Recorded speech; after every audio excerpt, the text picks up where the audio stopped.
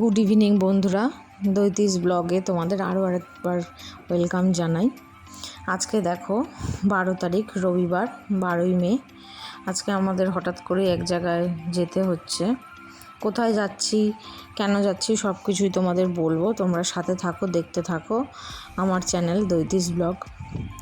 আজকে এখন আমরা রেডি হয়ে গেছি, দেখো সব কিছু গোছানো হয়ে গেছে, অনেক লাগেজ হয়েছে যেহেতু মেয়েকেও সাথে করে নিয়ে যাব। ফ্লাক্সটার বাবাকে বললাম ফ্লাক্সটা নিয়ে রেখেছি, ফ্লাক্সটা নেওয়ার কথা মনে করো। সব কিছু গুছিয়ে টুছিয়ে নিয়ে একটু বাপের বাড়িতেও দেখা করে নিয়েছি সেই ফাঁকে। এবার আমরা চলে এলাম আজকে কলকাতা স্টেশন। জানো তো কলকাতা স্টেশনে আমি কোনো দিন আসিনি, আসলে এই প্রথমবার আমাদের। আমি কেন, ওর বাবাও কলকাতা স্টেশন দিয়ে কোনো দিন যায়নি। আজকে আমাদের প্রথম যাচ্ছি কলকাতা স্টেশন দিয়ে কোথাও। শিয়ালদা, হাওড়া এই দুটো জায়গা দিয়ে যাতায়াত করেছি, কিন্তু কলকাতা দিয়ে কোনো দিন যাওয়া হয়নি। এই এখন চলে এলাম, এখন দাঁড়িয়ে আছি আমরা, ফ্লাইওভারে দাঁড়িয়ে আছি, দেখছি গাড়ি প্লেস হয়েছে কিনা। ওর বাবা বলছে হ্যাঁ গাড়ি প্লেস হয়ে গেছে। গরমও লাগছে। আরেকটা গন্ডগোলও হয়েছে জানো তো, আমাদের যখন আগের বার আমরা সিকিমে গেলাম তখন আমাদের ট্রলি ব্যাগটা না এয়ারপোর্টে হ্যান্ডেলটা ভেঙে গেছিলো। এবার ওটা কোনো মতে সারাই তো করা গেল না, কারণ 2-1 দিনে বললো ওদের দিলে 6-7 দিন টাইম লাগবে, তাই কোনো মতে ওইভাবেই নিয়ে আসতে হলো। কাপড় বেঁধে এনেছে, কিন্তু ওর বাবার হাতটা ওখানে না অনেকটা কেটে গেছে। আমি বললাম চলো গাড়িতে উঠি, তারপর কিছু ওষুধ টষুধ লাগিয়ে দিই।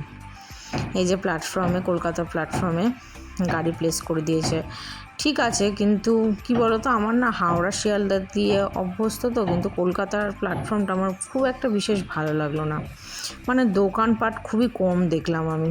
এত বড় বড়, আমরা যে গাড়িটায় যাচ্ছিলাম গৌহাটি স্পেশাল, কলকাতা গৌহাটি স্পেশাল, গাড়িটা পুরোটাই অনেকটা বড়, প্রায় 20টা নাকি বগি শুনলাম। এই যে আমরা গাড়িতে উঠে গেছি, দেখো উঠেই মেয়ে বলছে জুতো খুলে দাও। আসলে ডাইরেক্ট একদম বাইরেটা অনেকটাই গরম ছিল, কিন্তু ভিতরে ঠান্ডা। আমার ভয় লাগছে যে এবার একটু জামাটা চেঞ্জ করে দেবো। বাবা বলে একটু বসো, তারপর জামার চেঞ্জ করো। আমি বললাম দাঁড়াও, আমার একটু লেস খেতে ইচ্ছা করছে, দেখো তুমি যদি একটু লেস টেস পাও নিয়ে আসো। তোর বাবা বলল কত দূরে জানো লেস, আমি নেমে এসে হেঁটেই চলেছি, আর দোকান আর খুঁজে পাই না। এবার আমি তো এতটা বুঝতে পারিনি যে এখানে এতটা দোকান এত দূরে দূরে। যাই হোক, কোনো মতে একটা লেস আর ওই ভুজিয়াগুলো হয় না হলদিরামের, দেখবে খেতে খুব ভালো লাগে। বললাম একটু নিয়ে আসো, তাড়াহুড়োর মধ্যে কিছুই নিয়ে আসা হয়নি। মেয়ের খাবার টুকটাক, মেয়ের খাবারগুলো যথেষ্ট ঠিকঠাকভাবে গুছিয়ে এনেছি, নিজেদের সব কিছু গুছিয়ে আনা হয়নি। এবার মেয়েটাকে খাইয়ে ঠাইয়ে দিয়েছি, শুয়ে দিয়েছি। এই দেখো সকালবেলায় উঠে ওকে এবার একটু সেরিগ্রো খাওয়াচ্ছি, কারণ আজকে তো কিছু খাওয়ানো যাবে না। এবার সেই অনেক দিন আগে ওকে একবার সেরিগ্রো খাইয়েছিলাম, অনেক আগে একবার 1 প্যাকেট, সে মনে হয় 1-1.5 বছর বাদে আবার এনেছি। ওকে বললাম দেখ এই যে তুই খেয়েছিলি ছোটো ছোটো, বলছে আমাকে এখান থেকে স্টারগুলো খুঁজে খুঁজে বার করে দাও। ওই সেরিগ্রো ফ্লাক্সে জল নিয়ে এসেছিলাম, ওটাতেই সেরিগ্রো করে দিয়েছি, দুধ দিয়ে গুলিয়ে দিয়েছি। এবার খাওয়া দাওয়া খাইয়ে নিলাম, তারপরে আমরা একটু সকালবেলায় জলখাবার খাবো। আমরা পাউরুটি নিয়ে এসেছিলাম, পাউরুটি কলা জ্যাম দিয়ে মাখিয়ে খেয়ে নিয়েছি। বসে আছে, ও বললাম তুই খেয়ে নিয়েছিস? ও বললো মা আমি শুয়ে থাকি। জল খাবার খেয়েও শুয়ে পড়ছে। আসলে এখানে তো আর ছোটাছুটি দুষ্টুমি হচ্ছে না, কি করবে ও, বা বসে থাকবে কি করে? এই কোচ থেকে ওই কোচে যেতেও পারছে না, কিছু করতেও পারছে না। একবার ওর বাবার সাথে একটু এদিক ওদিক হাঁটছিল, তারপর আবার এসে শুয়ে পড়েছে, বলছে আমার ভালো লাগছে না। আমি একটু রেডি, মুখ টুক ধুয়ে একটু রেডি হয়ে বসলাম। আসলে ঘরে তো সাজুগুজু করার টাইম পাই না। আমি বললাম দাঁড়াও, আমি একটু চুল টুল আশ্রে নিয়ে আমি একটু বসি। ওর বাবা বলছে দেখো। এবার তারপরে আমরা দুপুরের খাবারও খেয়ে নিলাম। তারপরে এই দেখো সন্ধে হয়ে আসছে প্রায়, পাহাড়গুলো দূর থেকে দেখা যাচ্ছে। এটা পাহাড়, আমি বলতে পারবো না কি পাহাড় গো। তারপর বাবা বললো দেখো পাহাড়গুলো খুব সুন্দর লাগছে দেখতে। আমার এত দূর থেকে পাহাড়গুলো না, মানে দেখে মনে হচ্ছে জানি কত ছোট, কিন্তু সামনে গেলে সে বিশাল উচ্চতা বিশিষ্ট পাহাড়। এই কিছুদিন আগেও ঘুরে এসেছিলাম। এই করতে করতে সন্ধ্যা হয়ে এলো, প্রায় 8টা হয়ে গেছে। সোমবার সন্ধ্যে 8টা, সোয়া 8টা নাগাদ আমরা নামলাম। আমরা পৌঁছে গেছি আসলে গৌহাটি। আমরা ওর বাবা অফিসের কাজে একটু গৌহাটি যাচ্ছে, আমাদেরও মানসিকের পুজো দেওয়া ছিল। আমি বললাম তুমি যাচ্ছ যখন তাহলে আমরাও যাই, যদি যাওয়া নিয়ে যেতে পারো, তোমার অফিসে কোনো প্রবলেম না হয়। বললো না ঠিক আছে চলো। আমি বললাম তাহলে মেয়ের মানসিকের পুজোটাও দিয়ে দেবো।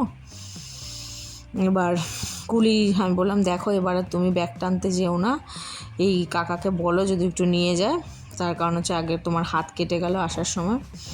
তো ওর বাবা বললো হ্যাঁ না নিলে। এবার আমি হাসছি কেন বলো তো, ওর বাবা আমাকে বলছে যদি কুলি না পাই তাহলে এভাবেই মাথায়, আমি দেখে নিয়েছি টেকনিকটা, মাথায় এভাবে ট্রলিটা তুলতে হবে আমার।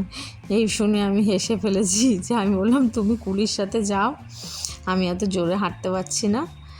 এই দেখো প্ল্যাটফর্ম থেকে বেরিয়ে এই যে গৌহাটি সেটা স্টেশনের প্ল্যাটফর্মের বাইরে এটা। এবার এখানে দাঁড়িয়ে আছি আমরা, এখানে ওলার জন্য অপেক্ষা করছি, কারণ এখান থেকেও প্রায় 20-25 মিনিট যেতে হবে। জিএস রোড বলা হয় এটাকে। আমিও সবটাই প্রথম, আমি ওর বাবার সাথে এই প্রথমবার আসা গৌহাটি, এই জন্যই এত তাড়াহুড়ো করে বেরিয়ে পড়েছি। তোমাদের সাথে কিছুদিন ব্লগও শেয়ার করা হয়নি। এই দেখো রাস্তা দিয়ে আস্তে আস্তে এই মসজিদটা দেখাচ্ছিল ড্রাইভার দাদা, আমি নাম জানি না, বললো এখানে নাকি খুব ভালো বিখ্যাত মসজিদ এটা। নামটা বলতে পারলো না দাদা। এই মসজিদটা আসলে আমার নামটা দাদা বলতে পারেনি, আসলে আমারও জিজ্ঞাসা করা হয়ে ওঠেনি।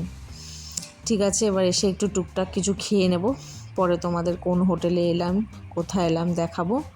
আজকের মতো ভিডিওটা এখানেই। ভালো থেকো বন্ধুরা, ভালো লাগলে আমার চ্যানেলটা লাইক আর সাবস্ক্রাইব করে দিও, সাথে থেকো, পাশে থেকো। গুড নাইট বন্ধুরা, আবার দেখা হবে অন্য একটা নতুন ব্লগ নিয়ে তোমাদের সাথে। ততক্ষণ সুস্থ থেকো, ভালো থেকো, টাটা।